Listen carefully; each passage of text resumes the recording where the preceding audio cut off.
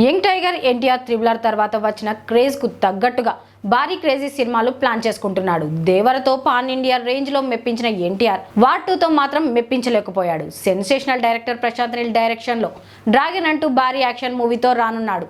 ఇదిలా ఉంటే ఎన్టీఆర్ మూవీలో రానా నటించబోతున్నాడని ఇండస్ట్రీలో గుసగుసలు వినిపిస్తున్నాయి.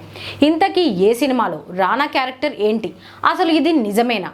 ఎన్టీఆర్ మాటల మాత్రికుడు త్రివిక్రమ్ శ్రీనివాస్తో ఓ మైథలాజికల్ మూవీ చేయబోతున్న విషయం తెలిసిందే. ఈ సినిమాని ప్రముఖ నిర్మాణ సంస్థ Haarika and Hassine creations banner పై రాధాకృష్ణ నిర్మించేందుకు ప్లాన్ చేస్తున్నారు.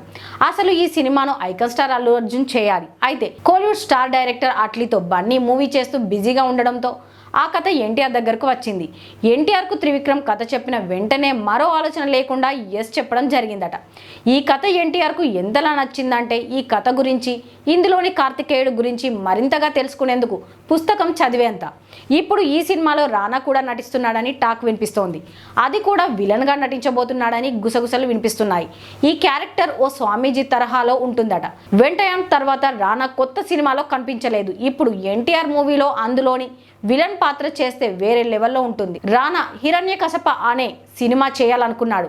ఈ సినిమాని గుణశేఖర్ డైరెక్షన్లో చేయాలనుకున్నప్పటికీ ఆ తర్వాత ఇది త్రివిక్రమ్ దగ్గరకు వచ్చిందని ఇండస్ట్రీలో వినిపించింది. దీనికి సంబంధించిన న్యూస్ బయటకు రాలేదు, కానీ ఇప్పుడు ఈ వార్త లీక్ అయింది.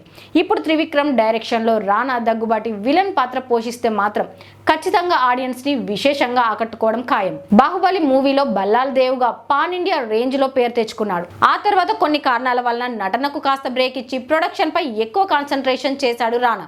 సరైన సినిమా, సరైన క్యారెక్టర్ చేయాలని చూస్తున్న రానాకు ఎన్టీఆర్ మూవీలో విలన్ పాత్ర పోషించే ఛాన్స్ రావడం అనేది కనుక నిజమైతే ఈ సినిమాకు మరింత క్రేజ్ పెరగడం ఖాయం.